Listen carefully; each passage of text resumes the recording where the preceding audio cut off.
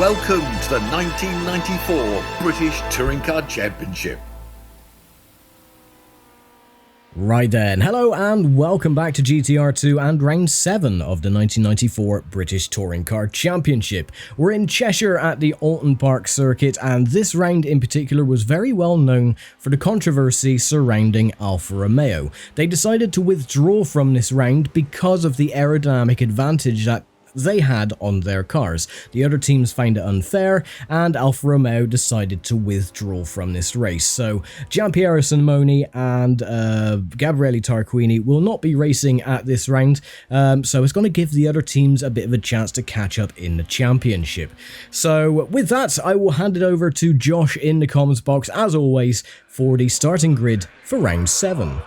So after a couple of weeks away, the RAC Auto Trader British Touring Car Championship comes to Oulton Park for round number 7.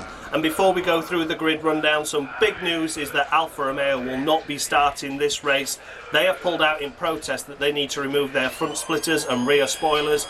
The other team citing it as unsportsmanly, and it's all come to a bit of a head here. They have pulled out in protest, so they will be missing from the grid, meaning that their rivals can score big points while they are not in attendance.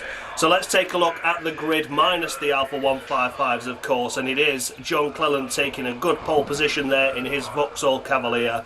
Alongside him is Alain Menu in the first of the Renault Lagunas. It's an all-Schnitzer BMW Row 2 with Joachim Winkelhock ahead of his returning teammate Steve Soper. Row number 3 is Jeff Allen in his Vauxhall Cavalier, and alongside him is Tim Harvey in the second of the Renault Lagunas. Row number 4 is the impressive Julian Bailey, and alongside him is David Leslie in his Mazda Exedos. Row number 5, the first of the Ford Mondeos, it's Paul Radisich ahead of Will Hoy. And row number 6 is a repeat of row number 5. It's a Ford Mondeo ahead of a Toyota, this time Andy Rouse ahead of Tim Sugden. Row number 7, it's the first of the Privateers, that's James Kay in his Toyota Carina, and alongside him is Patrick Watts in the first of the Peugeot 405s. Jan Lammers starts row 8 with his Volvo 850, alongside him is Keith O'Dore in the Nissan Primera, and on row number 9 it's Rickard Rydell and Eugene O'Brien. Row 10, Tiffany Dell and Ian Kahn, the second of the independents there, and on row number 11 it's Eric van der Poel and Dan Bartlett in his Volvo 850. It's an all-independent row 12 and a double Cavalier affair. It's Chris Goodwin ahead of Nigel Smith. And on row 13, it's an all BMW independent affair with Amy Shervine ahead of Jeff Steele. All that remains for me to do now is to hand you back over to Dan for the race start and race commentary.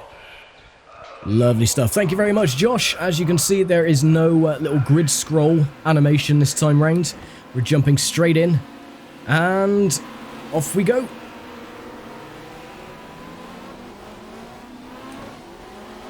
Now, I forgot to mention that Nigel Albon is a no-show for this round as well, unfortunately, after his phenomenal performance at Silverstone. So, oh, okay, that wasn't intentional, but he decided to do a stoppie. That was, it was Ian Kahn in the Vauxhall Cavalier.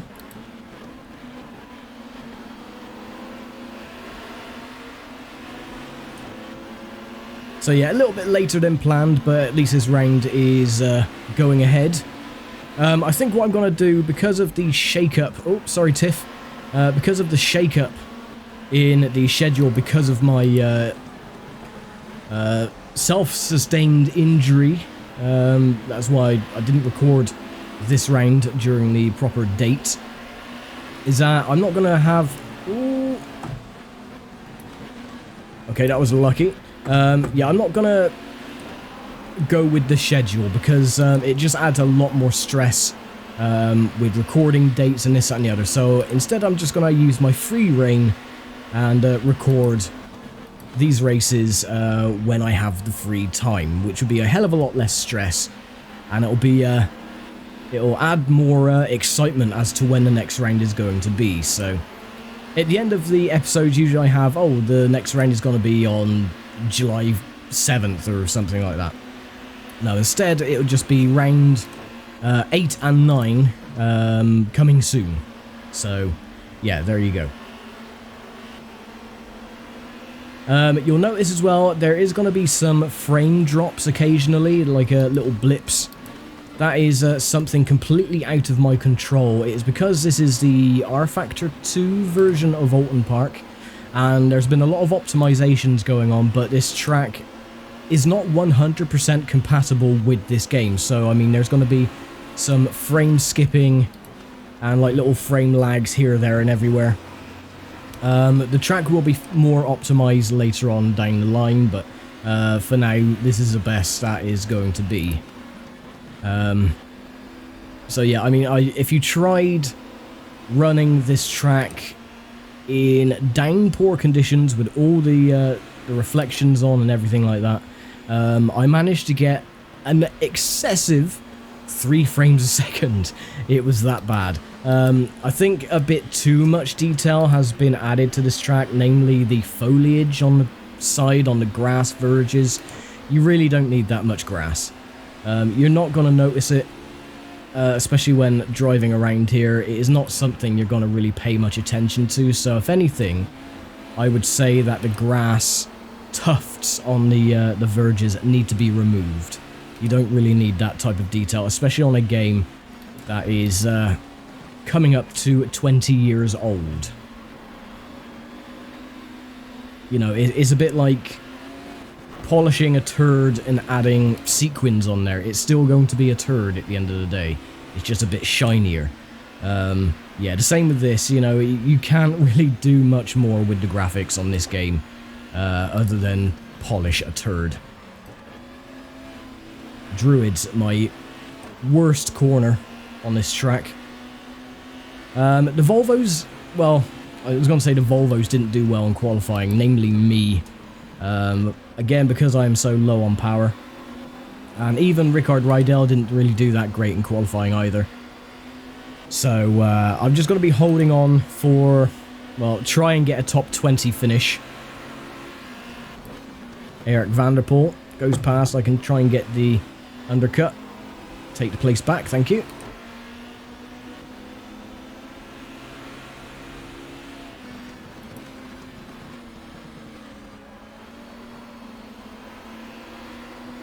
Car struggles coming out of the corners.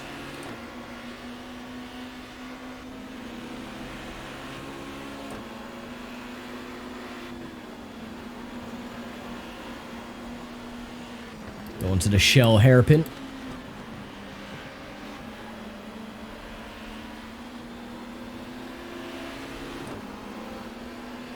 So we're only on lap 3 of 16 at the moment.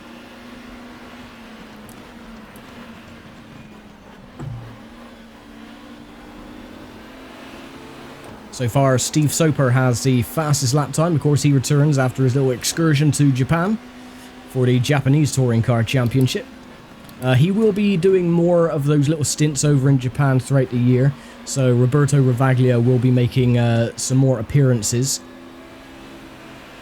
in the season. I think he makes another 3 appearances this year to cover for Steve. So there you go.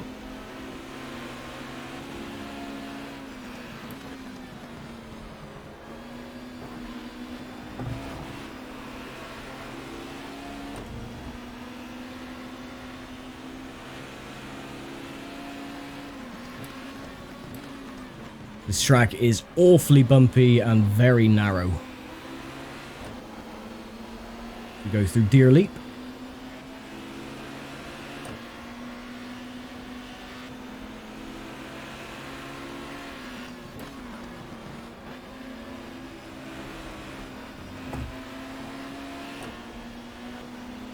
Now, I was having a little think earlier. I know, a dangerous thing to do. But I might start doing some of the base GTR2 content, like the driving tests that they have when you start the game, and some of the other custom championships as well. I don't know if anyone would be interested in doing that, because I could do the custom championships like I've been doing on GT Legends, start adding viewers' names as the drivers and this, that and the other, just to mix it up a little bit. I have tried recently getting the first GTR game to work, but you get that stupid 32 megabyte memory leak error saying that you don't have enough memory to run the game. You need 32 megabytes. Well, I've got 16 gigs, so I've got plenty of memory. But yeah, that is a known problem with GTR 1 and Windows 10 systems. There is a fix for it, but it's very convoluted, and I just don't have the patience to try it, really. It worked fine on a Windows 7 system. I did get it to work somewhat. The game did like to crash. If you tried doing a championship race and you would get 3 laps in and it would crash to the desktop. So, yeah, that's a bit of a problem. Trying to keep Eric behind me.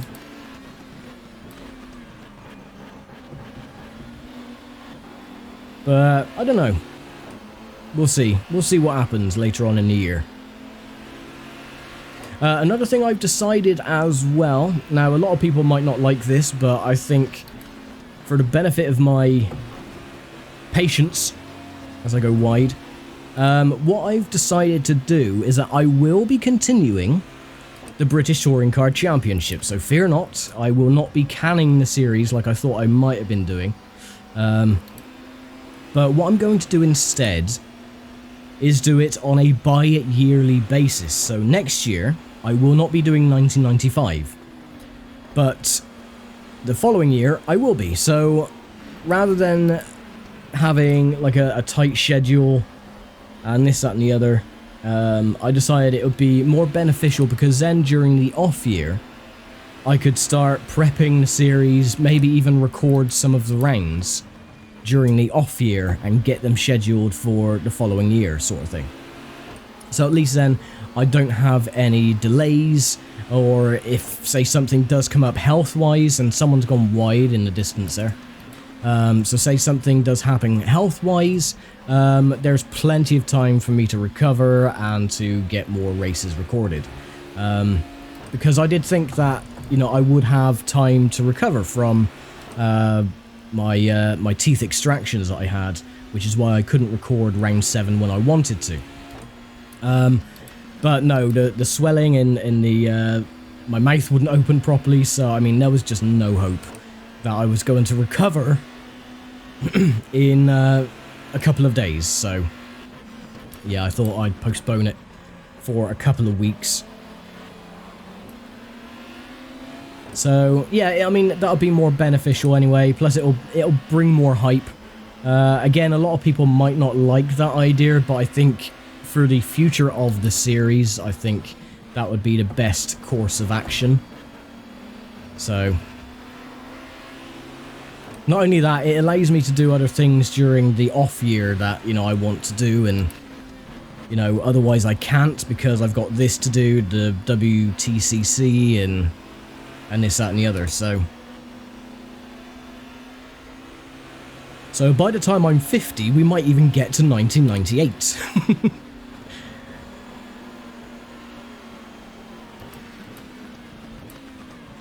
Who knows?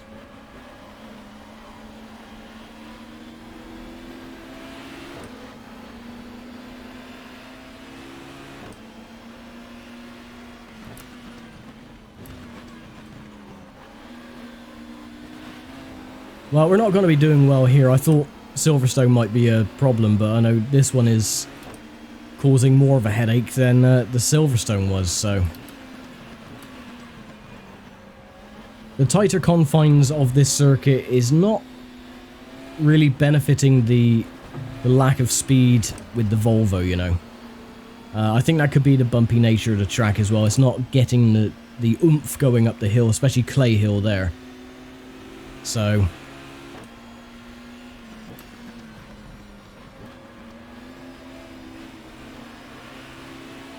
at the moment I'm just going to try and hold on for 20th place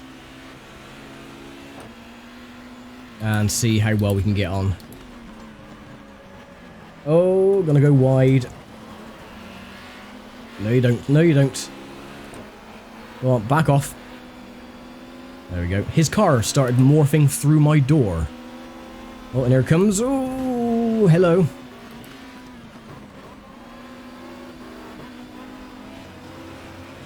That was Chris Goodwin. No damage has been done. as far as I know. The Volvo is a tank, so it can take a beating. Our engine strength is still at 99%, so that's not a problem. The rest of the cars are going along the other side of the circuit.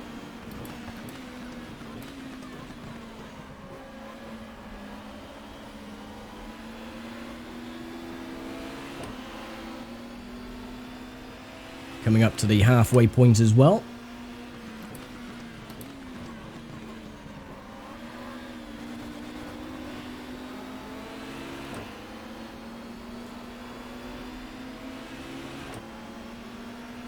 Jeff Steele is currently last.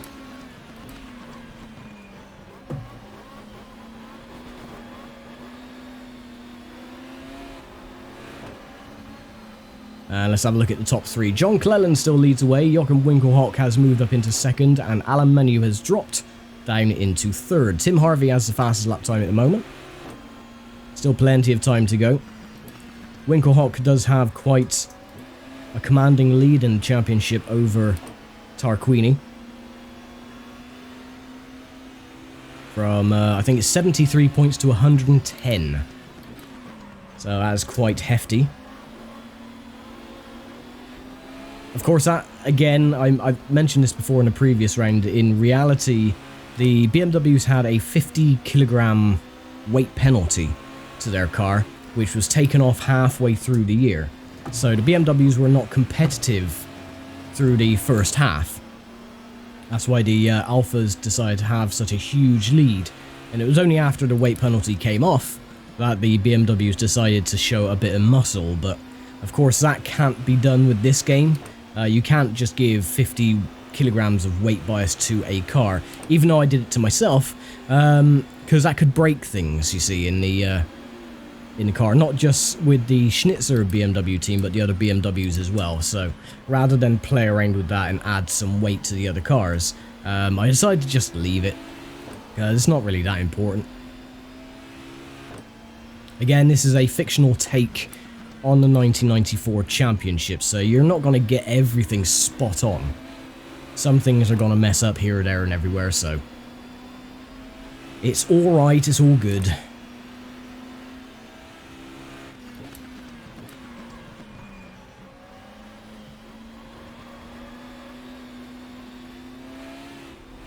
You can see the like frame lag or the frame drops occasionally.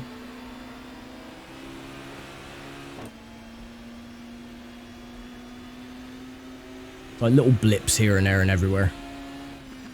You don't get it so much on the other tracks, it's just this one, but then again, like I said, this is an R Factor 2 conversion, so it's not really built for GTR 2. But I will take this because the previous version of Oulton Park that we were used to, come on, get off the grass, was very buggy in the fact that, as if you remember in 1993, all the cars would roll, coming at a deer leap, so it was really bugged, but this one seems to be holding out quite well.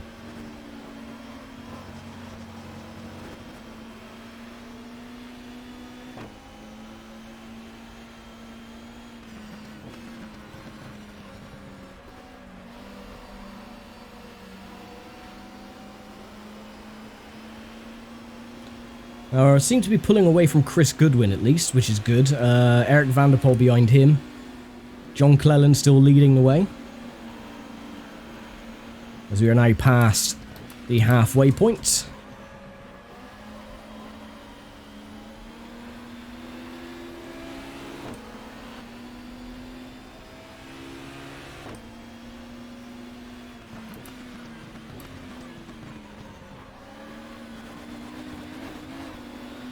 Getting it wrong going through the chicane.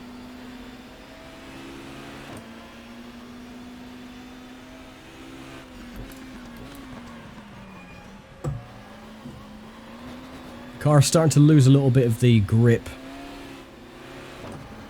I don't know if that is in conjunction with that little whack up the rear that we had from Chris Goodwin or not, but we seem to be losing a little bit of the rear end grip. It's starting to slide just a little bit.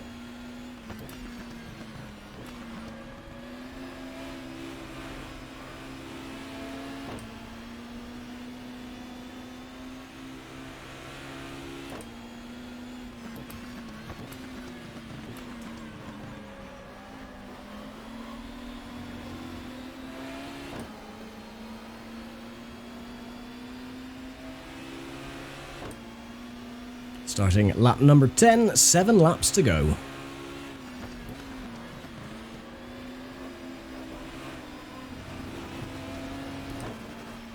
Get off the grass.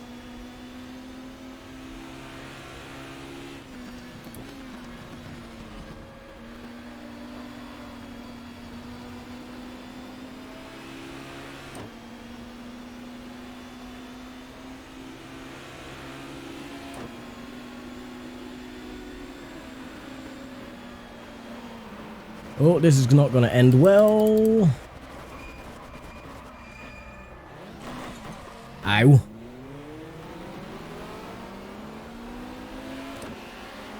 Again, I don't think that's done too much in the way of damage. I think we've just lost our front bumper.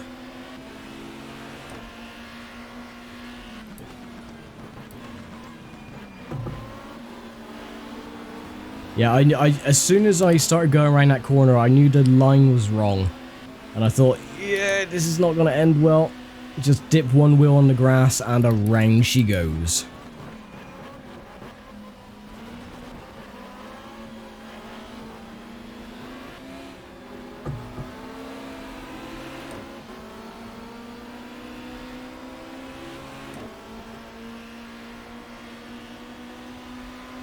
Come back here, Goodwin. I want my 20th place back. Thank you very much.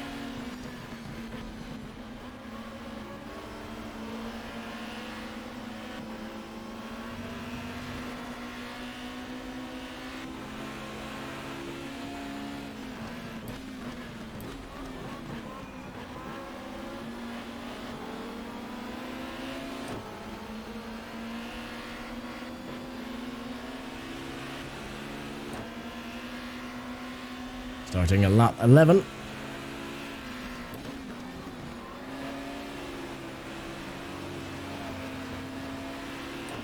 A little nudge from Eric then as well. That kind of helped us get around the corner.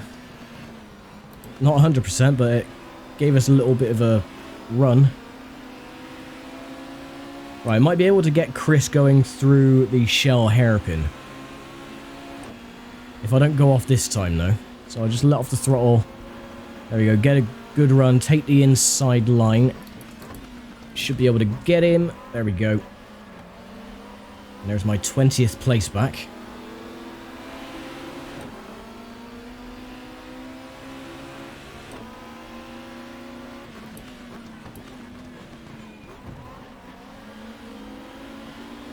I'm really surprised that did no damage to my car.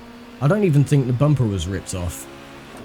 I didn't see any debris on the side of the circuit going past the section where I did come a cropper. My engine health is still at 99%. Ooh. So yeah, I think we scraped through that by the skin of our teeth.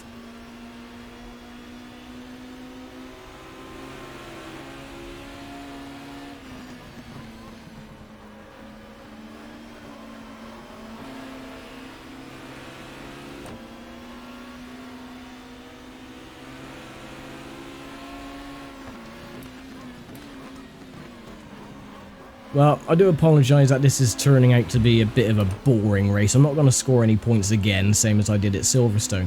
But I mean, the other driver seems to have just pulled away and disappeared up the road. So, yeah, Tiff Nadell is 19 seconds up the road. We've had no retirements so far either. This race has been incredible. Well, besides my offs, it's been fairly clean. There's the other drivers going around Knickerbrook.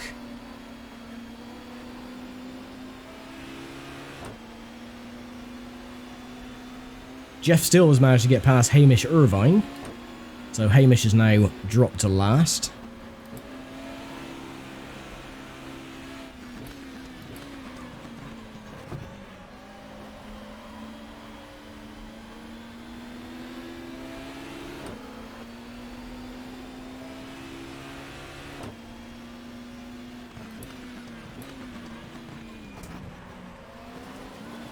Oh, come on. Come on, get a move on.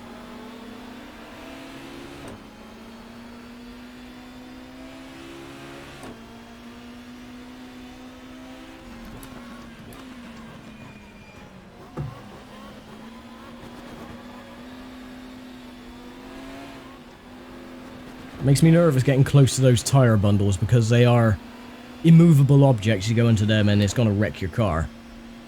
So I keep thinking when I get around the second and I see how close it is to the front left, I'm just sort of like praying that it doesn't rip my front wheel off. Been lucky so far. I managed to survive 12 laps.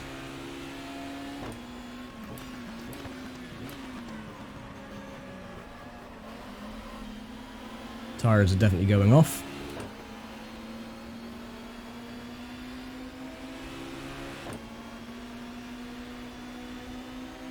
Starting lap 13, 4 to go.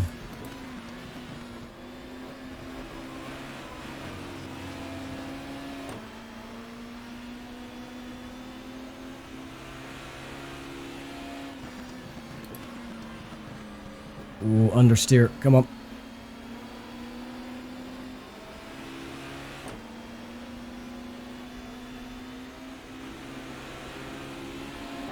There goes Tiff Nadell on the other side of the circuit. No, you don't go too wide. Oh.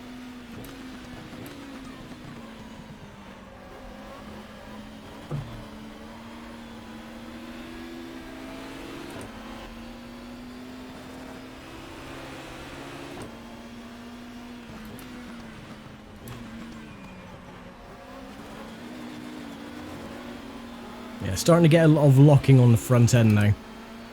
So, my tyres are way past their best. You can tell that anyway because Jan Lammers has dropped down from, I think he was like mid-pack or close to the top 10 during qualifying, and he's dropped back now down to 16th. Rickard Rydell's got past him as well. So, yeah, the Volvos definitely do eat through their tyres. Quicker than Augustus Gloop. Go through chocolate, but there you go.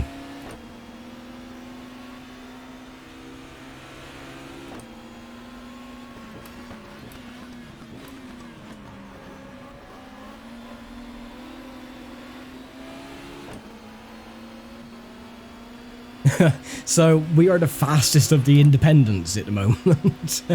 Actually, where's James Kay? Because he is like leading the Independence Championship by a colossal margin. He's in 14th at the moment, so I'm the fastest of the slow cars, let's just put it that way.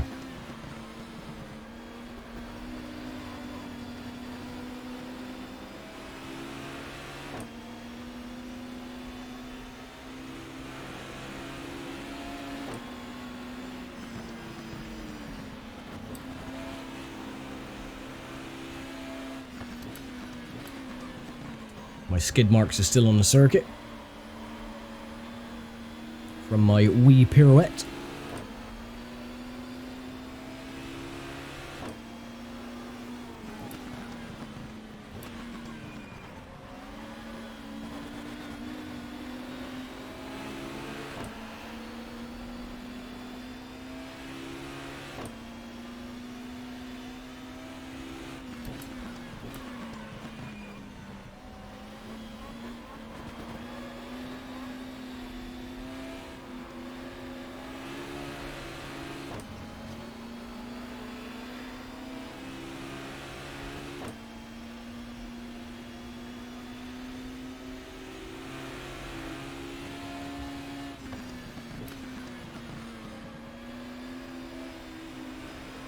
Now, I'm not sure that I'll be doing the TOCA shootout at the end of the year, because some of the graphics I don't actually have, and neither do BTCC blueprints. There were a few drivers that entered the TOCA shootout that I don't have. Yeah,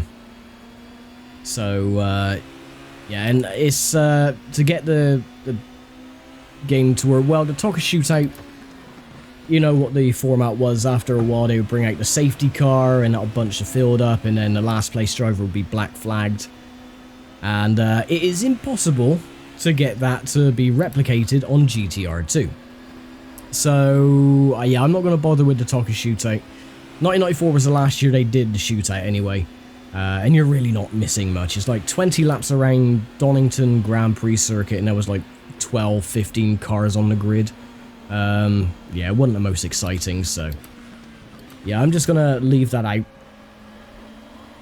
So it's just going to be the 21 races for this season. And that'll be it.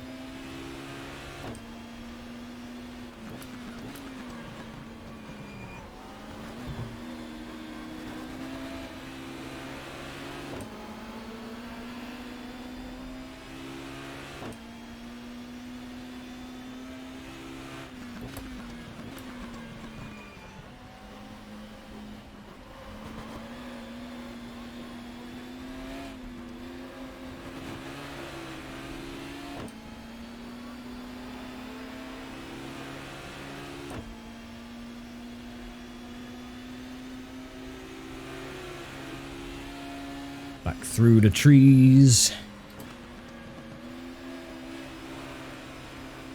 Is where John Cleland had his accident, where he almost rolled.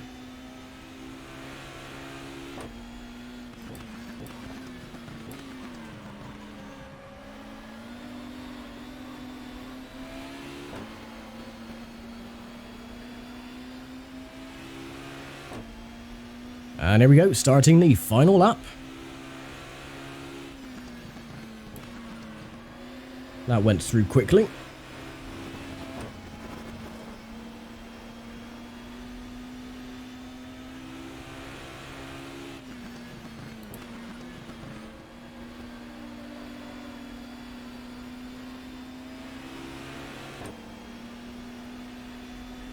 So Jan Lammers has dropped down to 17th in the end. Rickard Rydell stood in 15th. And looks like John Cleland is going to pick up a victory at Oulton Park.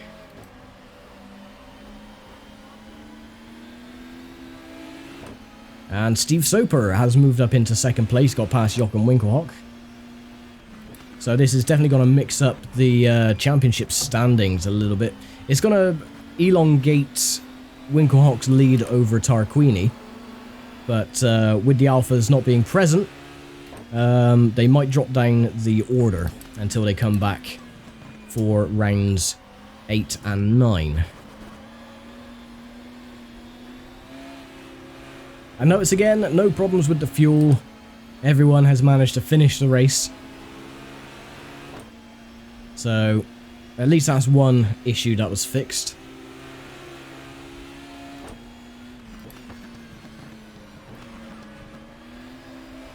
And this is why you have testers when you're making a mod.